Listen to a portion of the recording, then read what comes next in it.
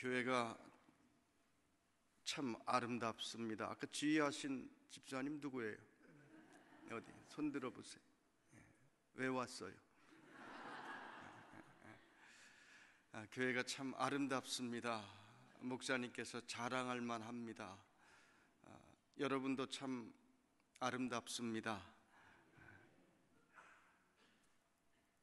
제가 찬양하는 모습을 보면서 참 뜨거운 교회구나 하는 생각을 했고, 기도하시는 장로님 기도를 들으면서 저렇게 간결하게, 저렇게 간절하게 기도를 드리는구나. 제 마음이 기도를 들으면서 뭉클했어요.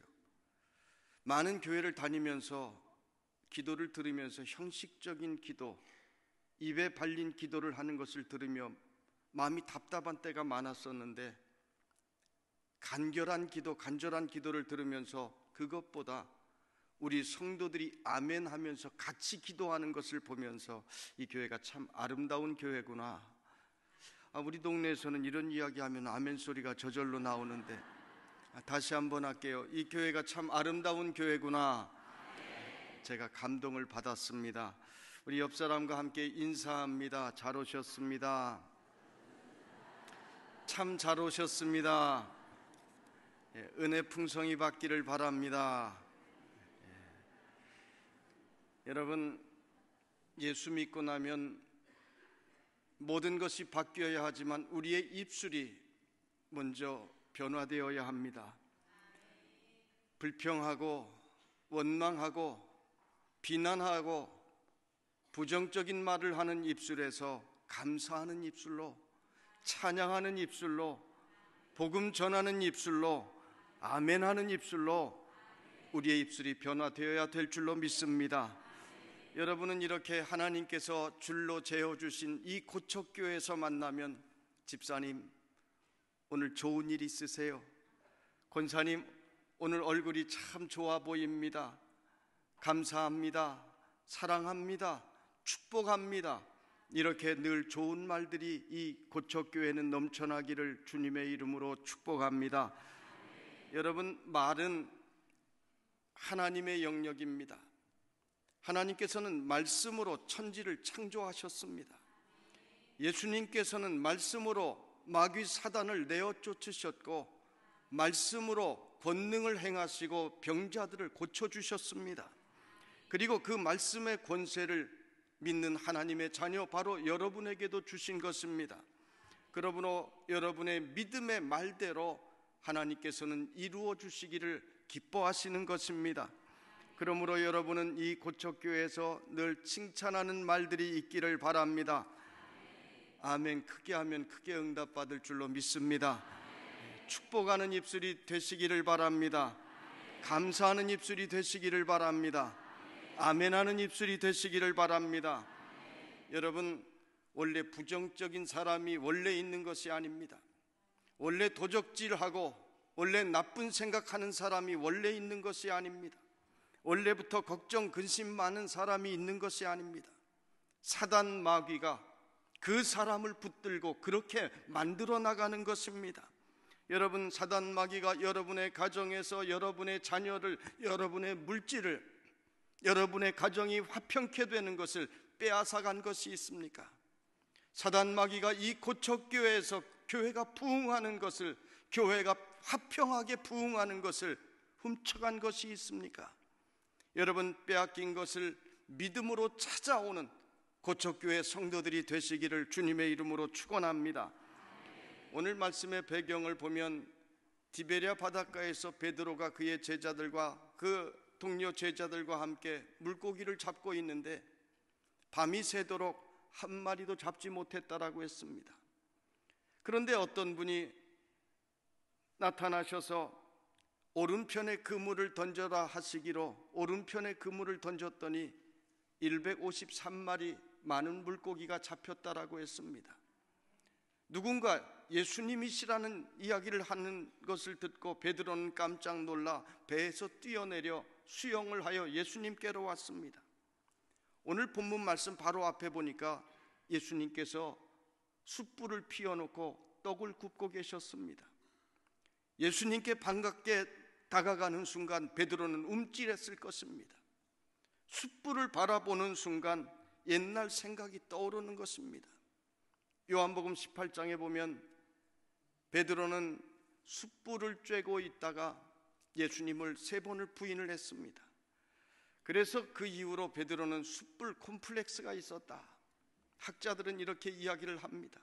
숯불만 보면 옛날에 그 수치스런 내 모습이 떠올라 견딜 수가 없는 것입니다.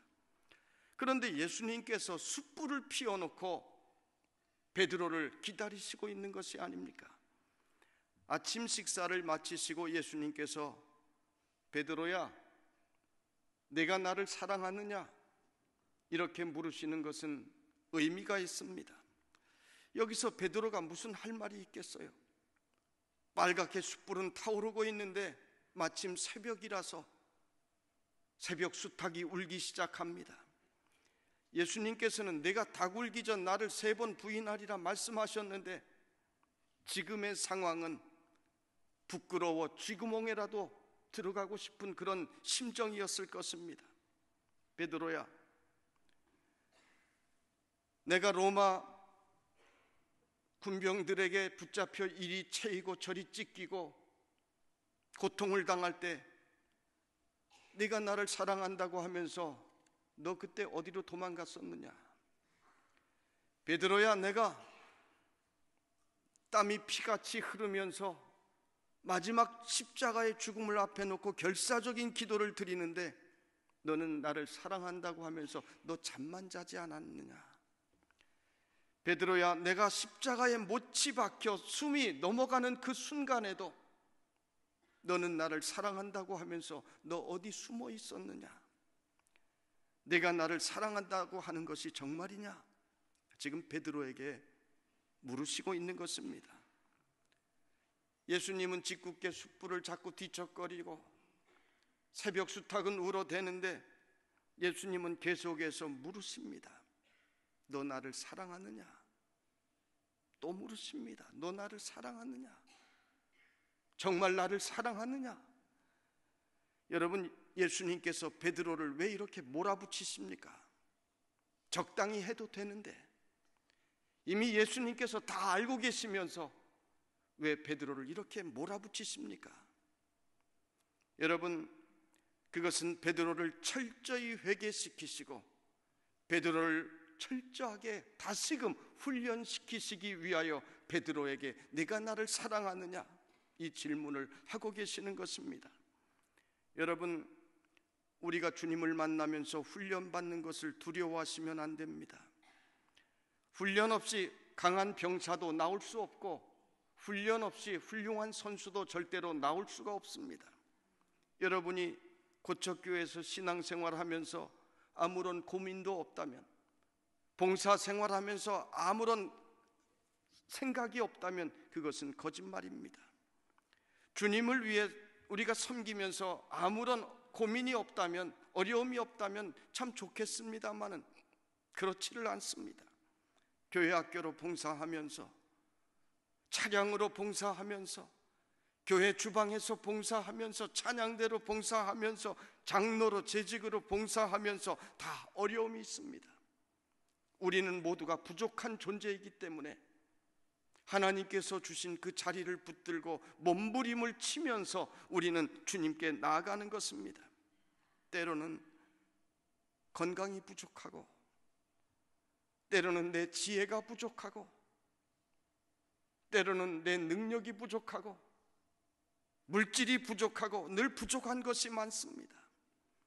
어떤 가정에서는 가족이 협조하지 않고, 교회에서는 찌르는 가시가 있어 나를 고통스럽게 하고, 그래서 우리는 주님을 섬기면서도 주님 도와주세요, 주님 은혜 주세요, 우리가 부르짖으면서 주의 전을 섬기는 것입니다. 여러분, 달란트는 처음부터 주어지는 것이 절대 아닙니다. 달란트의 비밀을 잘 아셔야 합니다. 어려운 문제가 나에게 다가올 때, 내게 주어진 십자가가 버거울 때, 여러분, 하나님께서 나를 귀하게 사용하시려고 나를 훈련시키시는구나, 하나님의 음성을 듣기 위하여 더 가까이 하나님 앞에 나아갈 수 있기를 바랍니다. 그럴 때 하나님께서는 그 사람의 그릇을 아름답게 크게 빚어주시는 것입니다. 하나님께서는 주의 일꾼을 사용하실 때 먼저 그의 그릇을 준비시켜 주십니다. 그저 되는 것이 아닙니다. 여러분, 요셉을 보세요. 요셉은 13년 동안이나 노예로 끌려가 대부분을 감옥에서 살면서 훈련을 받았습니다. 여러분, 말이 13년이지 우리가 말 13년 쉽게 이야기를 하지, 17, 18세에 끌려가서 30이 되어서 감옥에서 나온 것입니다. 그 새파란 청춘을 다 감옥에서 다 보내버렸습니다. 그런데 여러분, 요셉은요, 그 젊음의 시간에 감옥에서 모든 시간들을 다 보내면서 그는 믿음이 절대로 약하여지지 않았습니다. 요셉은 왕의 감옥에 갇혔는데, 왕의 감옥이다 보니 잡범들이 들어오는 것이 아니라 왕의 정치범들, 또 국가의 경제사범들, 또 장성급들, 군인들이 들어옵니다. 감옥에서 하루 종일 무엇을 하겠습니까? 나라 안팎의 수많은 이야기들을 감옥에서 그 13년 가까이 그는 지겹도록 듣는 것입니다. 그래서 거기에서 나라의 경제 공부를 하고 정치 공부를 합니다. 국방에 대해서 공부를 합니다. 그것뿐입니까? 여러분, 감옥에는요 비밀이 없습니다. 그 암흑의 장관, 그거 정말 나쁜 놈이라고. 그놈이 뇌물 받아서 왕도 모르게 어디에 아파트 2채 사놓았다고. 암흑의 그 장군이 정말 훌륭한 사람인데, 정직한 사람인데 모함을 받아서 전방으로 좌천되었다고. 그가 정말로 참모총장감이라고. 감옥에서는 그런 이야기들을 다 하는 것입니다. 그런 이야기를 13년 가까이 들었습니다.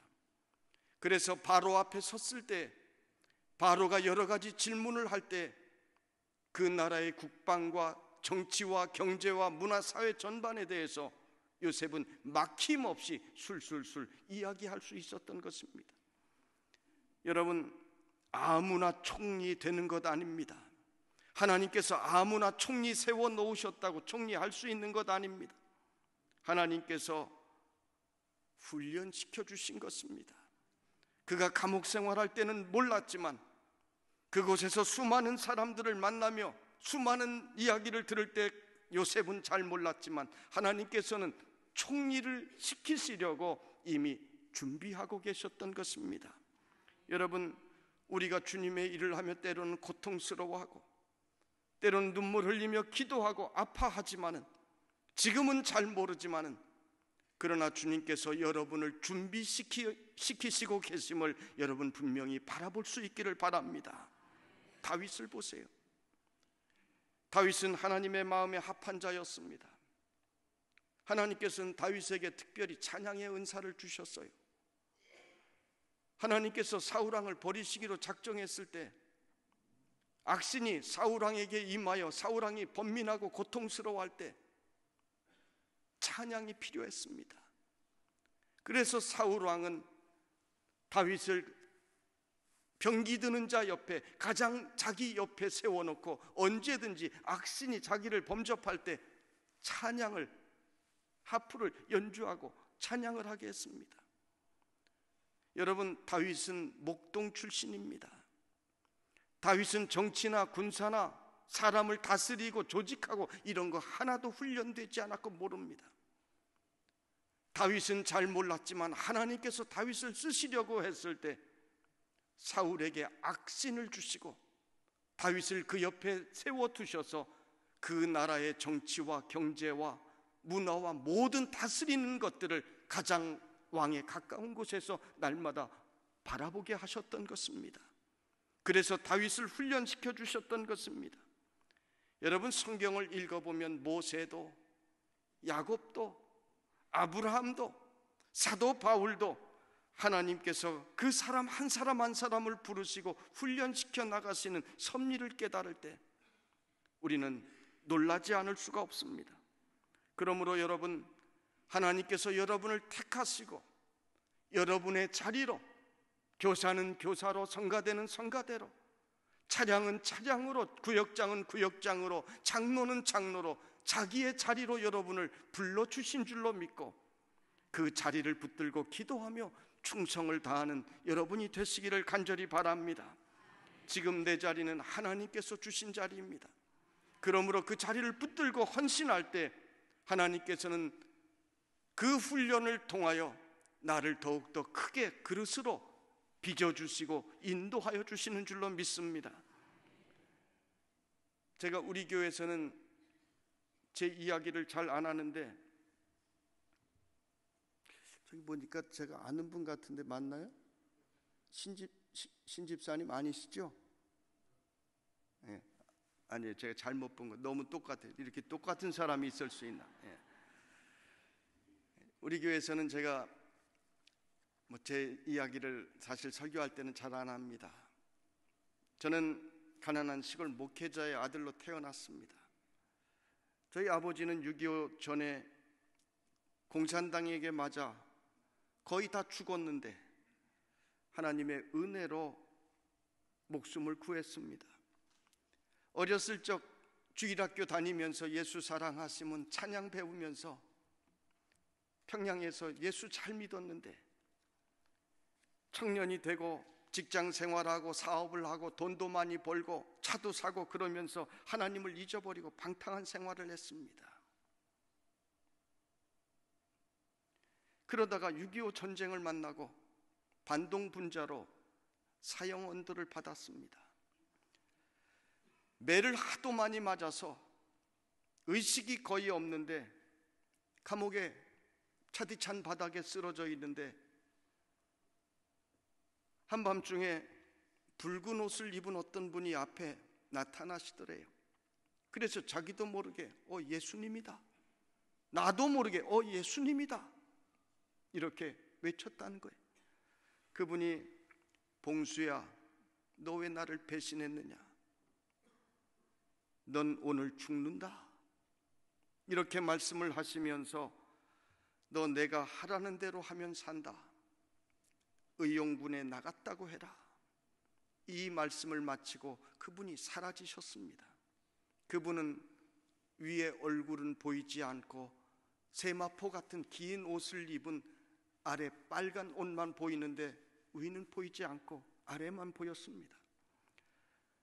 다음날 반동분자 33명을 트럭에 싣고 대동강변에 끌고 나가 총살을 시키는데 공개 총살령을 집행하는데 눈을 가리운 채 강변에 섰습니다.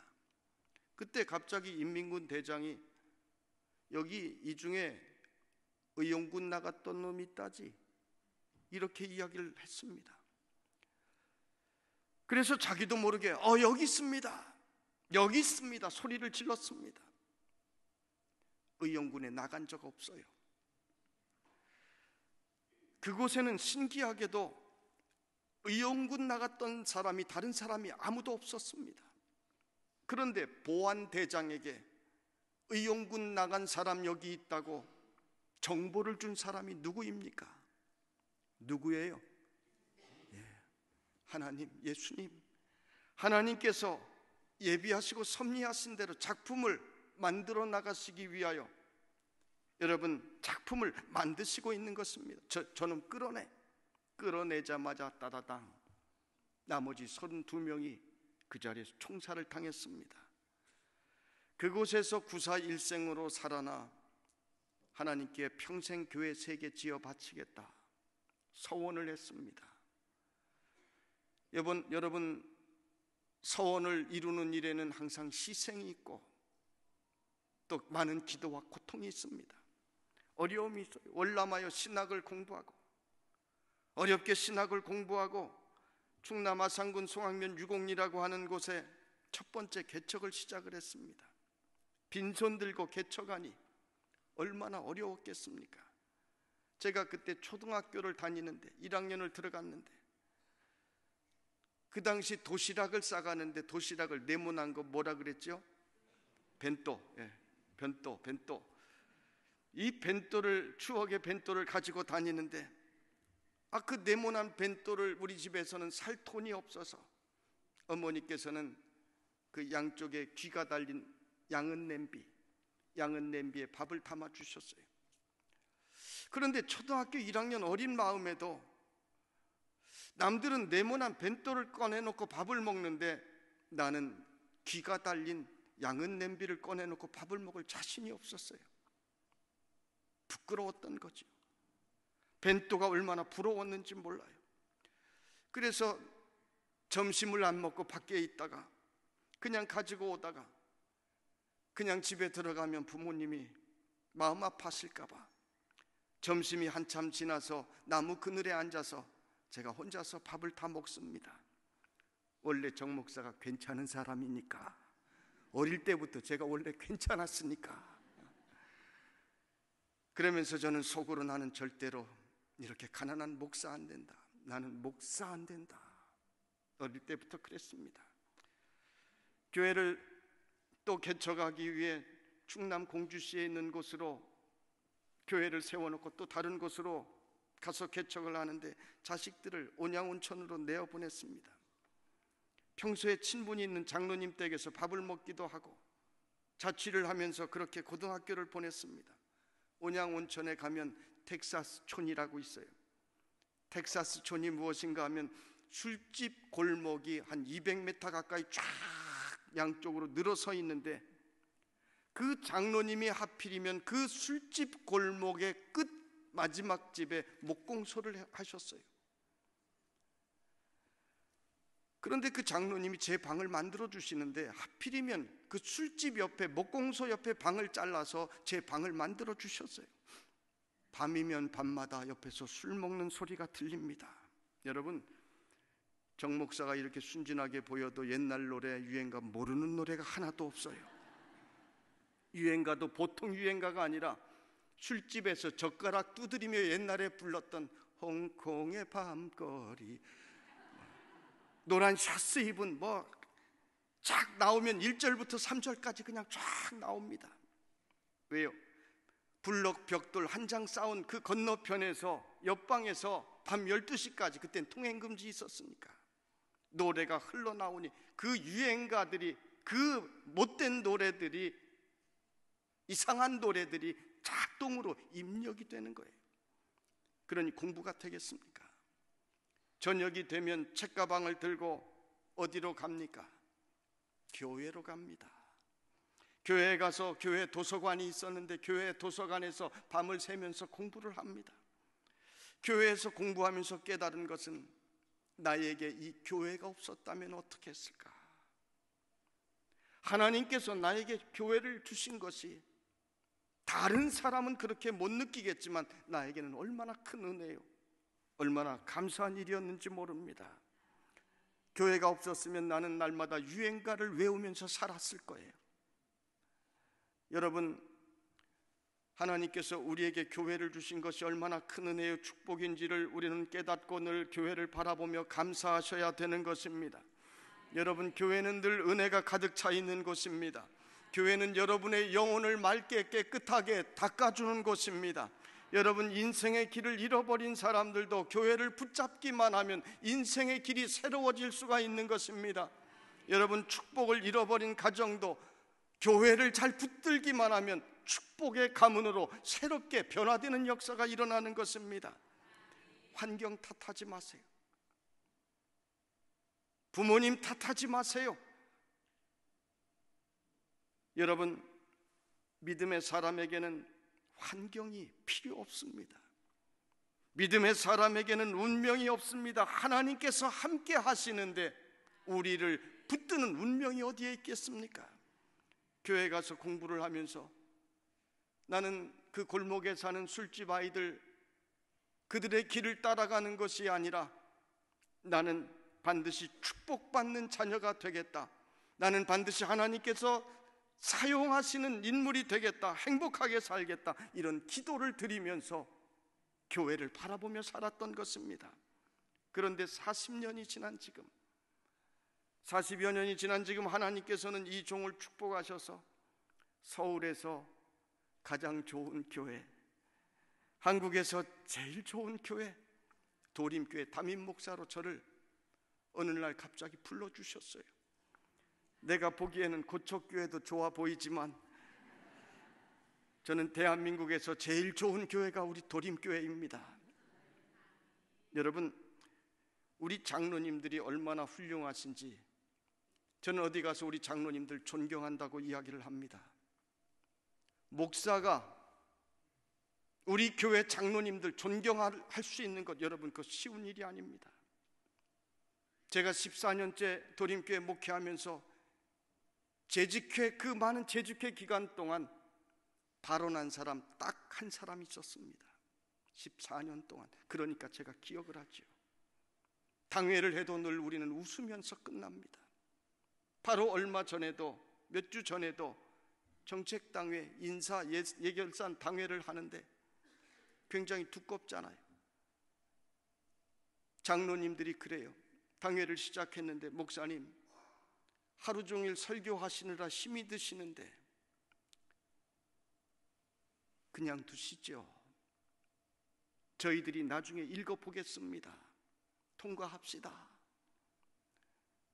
정책당회가 말씀 전하고 조금 있다가 30분도 안 돼서 다 끝이 났습니다. 여러분, 그러니 얼마나 행복하겠습니까? 제가 장로님들 생각하면 막 눈물이 나는 거예요. 감사한 거예요. 할렐루야. 좀 남의 교회 잘된 일이라고 아멘도 크게 안 하네. 할렐루야. 여러분, 고척교회도 할렐루야가 넘치기를 주님의 이름으로 축원합니다. 여러분, 위대한 교회는 위대한 성도들이 만드는 것입니다. 사랑의 교회 옥하는 목사님 심호하실 때 약 300명 재직이 모였을 때입니다. 전교인 수련회를 기도원으로 갔습니다. 1월의 추운 방학 겨울 날씨였는데 기도원 숙소가 1층, 2층으로 되어 있었습니다. 그런데 보일러가 고장이 나는 바람에 뭔가 잘못이 되어서 2층 전체가 냉방이 되고 말았습니다. 2층 숙소에 있는 교인들이 덜덜 떨다가 이야기를 합니다.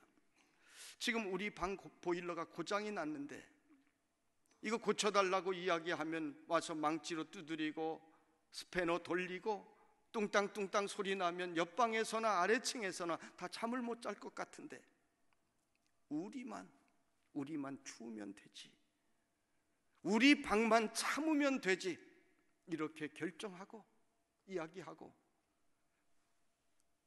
가지고 갔던 옷 껴입고 덜덜 떨면서 밤을 새웠습니다. 그런데 여러분, 사실은 2층 전체가 다 보일러 고장이 한꺼번에 난 것인데 놀라운 일은 2층에 있던 방 전체가 150명이 똑같은 이야기, 똑같은 결정을 했다는 것입니다. 여러분, 오카논 목사님 시절의 사랑의 교회가 그저 대한민국 최고의 교회가 된 것이 아닙니다. 나만 참으면 된다고 생각하는 이 위대한 교인들이 한국 최고의 교회, 사랑의 교회를 만들었던 것입니다. 여러분, 나만 참으면 되는 것입니다. 다시 한번 할게요. 나만 참으면 되는 것입니다. 한번 따라합시다. 참는다. 내 가슴을 좀 때리면서 합시다. 참는다. 통 큰 내가 참는다. 용서한다. 용서한다. 더 나은 내가 용서한다. 손해본다. 손해본다. 복받을 내가 손해본다. 있는다.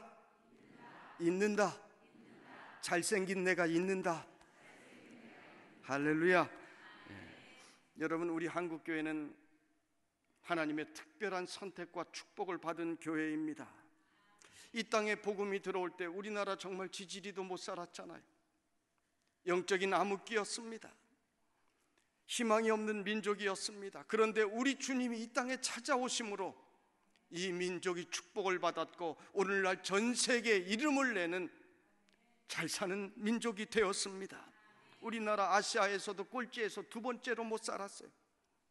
필리핀 같은 나라에 원조받고 살았고 아이들 다 코 줄줄 흘리면서 살았습니다. 지금 북한 애들 에티오피아, 아프리카 아이들 코 줄줄 흘리는 거 보면 왜 그런지 옛날엔 몰랐는데 영양실조가 있으면 코 줄줄 흘린대요. 요즘 우리 어린이들 코 흘립니까? 우리나라 어린이들은 코 흘리는 어린이들이 없어요. 옛날에 우리 어린이들 다 코 질질 흘리고 살았어요. 여기 양복 입고 참 우리 장로님, 신사 장로님이신데 옛날에 코 하도 흘려서 이 손목이 하도 닦아서 반짝반짝해지고 새까매졌었어요. 그렇지요? 옛날에 다 그렇게 살았어요. 이 민족에게 주님이 찾아오심으로 이 민족이 오늘날 이렇게 아름다운 성전도 짓고 이렇게 아름다운 교회에서 우리가 멋진 옷을 입고 우리가 예배를 드릴 수가 있는 것입니다. 그런데 우리 한국교회가 또 변한 것이 있습니다. 회개와 눈물이 사라졌습니다. 옛날에는 부흥회를 하면 어린아이들까지 다 모여와서 울면서 기도했는데, 저도 초등학교 시절 엄마 손을 붙잡고 부흥회가 있다고 하면 곳곳을 다니면서 부르짖어 기도했었는데 그 기도가, 그 눈물이 한국교회에 사라져버리고 말았습니다. 눈물이 사라졌어요. 여러분, 진짜 남편이 되기 위해서는 나와 함께 늙어가는 주름진 아내의 얼굴을 보면서 눈물이 핑 돌아야 그때 비로소 진짜 남편이 된다고 합니다. 진짜 아내가 되기 위해서는 하루 종일 일하다 녹초가 되어서 지친 표정으로 들어오는 남편의 얼굴을 볼 때 눈물이 핑 돌아야 그때 비로소 진짜 아내가 된다라고 이야기를 합니다. 여러분, 진짜 하나님의 자녀가 되기 위해서는 예수님 이름을 들으면 우리의 마음이 뭉클해지고 우리의 눈에 눈물이 있어야 그것이 진짜 하나님의 자녀인 것입니다.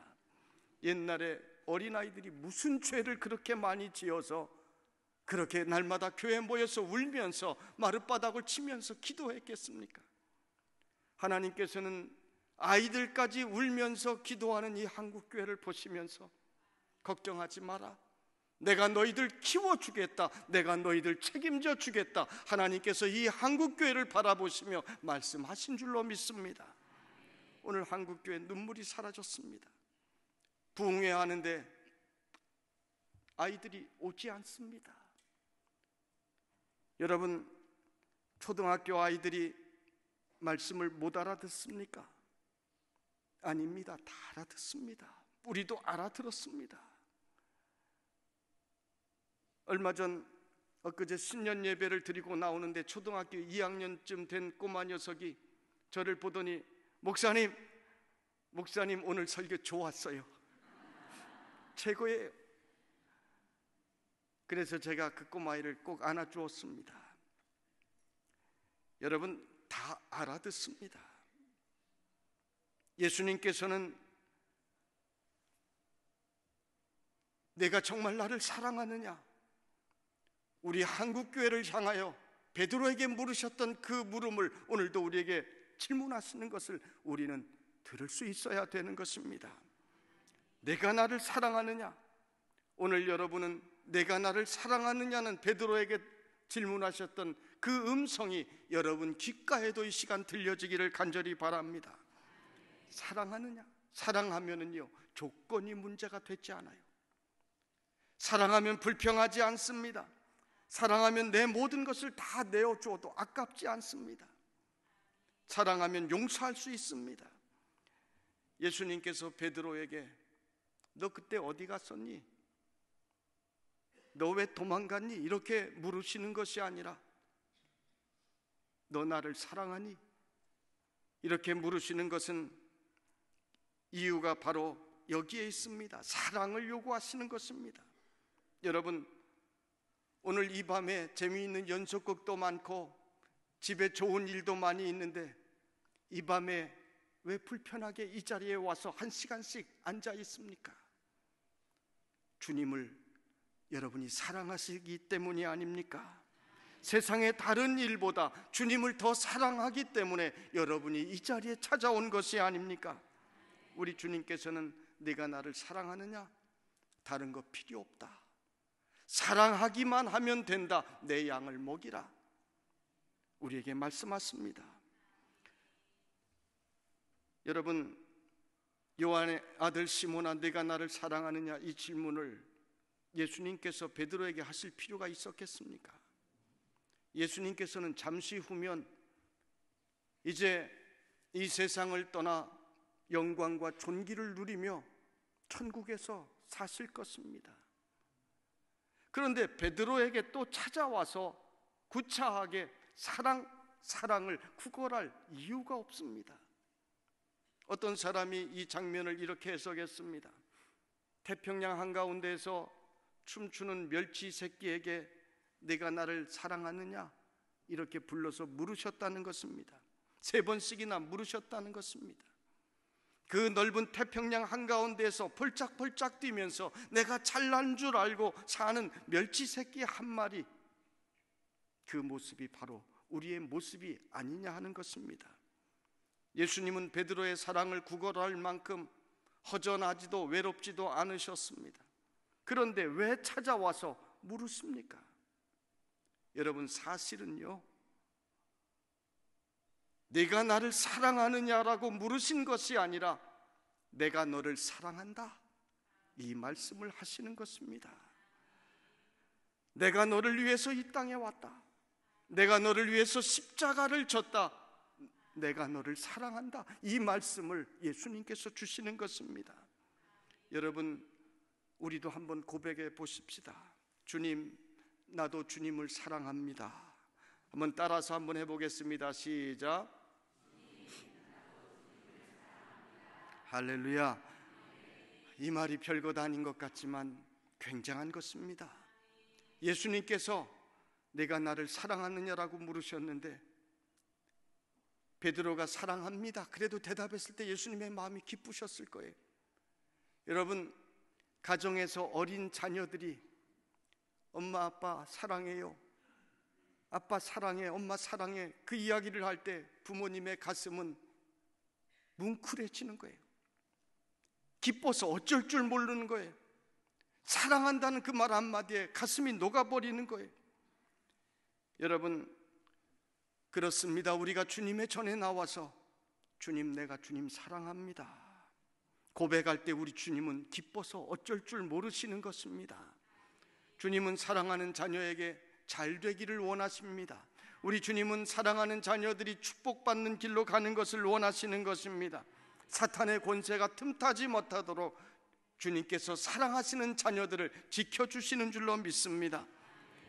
오늘 한국교회가 부흥이 안 된다고 합니다. 교회마다 마이너스 성장이라고 합니다.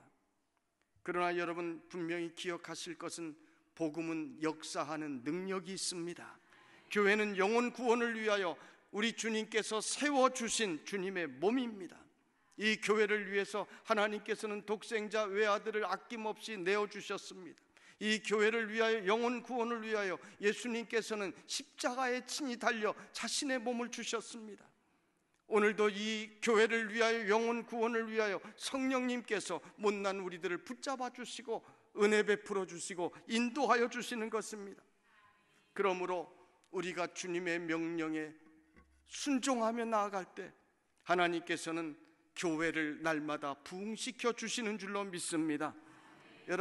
여러분을 복주시고 구원하여 주시려고 불러주신 이 고척교회를 여러분 사랑하셔야 되는 것입니다. 세상 사람들이 교회를 비난한다고 해서 똑같이 교회를 비난하고 자기 교회 비난하는, 불평하는 이야기 한다고 해서 똑같이 불평하는 이야기해서는 안 됩니다. 어리석은 사람입니다. 못된 사람입니다. 가정에서 아버지가 술주정뱅이가 되어서 술 먹고 술이 취하여 길거리에서 뒹굴고 있으면 사람들은 지나가면서 손가락질합니다. 저것 보라고. 그런데 자녀들은 어떻습니까? 자녀들은 아버지가 술 먹고 길바닥에 뒹굴고 있는 것을 보면 놀라서 달려가서 아버지를 부둥켜 안습니다. 아버지 왜 그러세요? 아버지 정신 차리세요. 아버지 제발 일어나세요. 쓰러진 아버지를 등에 업고 집에 돌아와 목욕을 시켜드리고 새 옷을 갈아입히고 상처를 치료해주고 아버지를 붙잡고 우는 것입니다.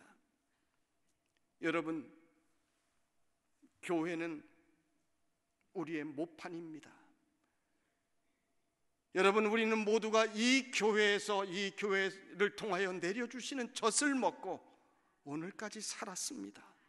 교회는 우리를 길러주신 아버지요 어머니인 것입니다. 오늘 한국교회가 병들었어도 한국교회를 비난해서는 안 되는 것입니다. 세상 사람들과 똑같이 손가락질해서는 안 되는 것입니다. 끌어안고 울면서 우리가 한국교회를 씻겨주어야 되는 것입니다. 그것이 바로 아버지를 사랑하는 자녀의 모습인 것입니다. 여러분, 하나님께서 우리를 사랑하셔서 한 사람 한 사람 택하시고 이 교회로 불러주신 것을 여러분의 신앙으로 고백할 수 있기를 바랍니다. 교회 일은 뛰어난 사람이 하는 것이 아닙니다. 교회 일은 감동받은 사람만이 할 수가 있는 것입니다. 감동받은 사람만이 주의 일을 할 수가 있는 것입니다. 고척교회 성도 여러분, 우리 주님께서 사실은 내가 너를 사랑한다, 한 사람 한 사람 우리를 사랑하셔서 이 자리로 불러주셨습니다. 그 사랑에 감동하여 2020년 한 해 동안 주님을 섬겨나가는 여러분이 되시기를 주님의 이름으로 축원합니다. 아버지 하나님, 부족하고 못난 저희들을 이렇게 사랑하여 주셔서 우리를 하나님의 자녀로 불러주시고 우리에게 주님의 일도 맡겨주셨으니 그 은혜를 감사드리옵나이다. 아버지 하나님, 우리가 부족하고 우리가 죄를 범하고 하나님의 길을 떠날 때에도 날마다 찾아오셔서 오늘 이 시간까지 우리를 붙들어 주시고 인도하여 주신 줄로 믿습니다. 2020년 새해를 주님께서 새롭게 우리에게 주셨으니 주님의 사랑을 깨닫고 주님의 일을 아름답게 감당하는 우리 모두가 되게 하여 주시옵소서. 그래 주님과 함께 동행하는 2020년, 아름답고 행복한 2020년이 되게 하여 주시옵소서. 예수님 이름으로 간절히 기도드리옵나이다. 아멘.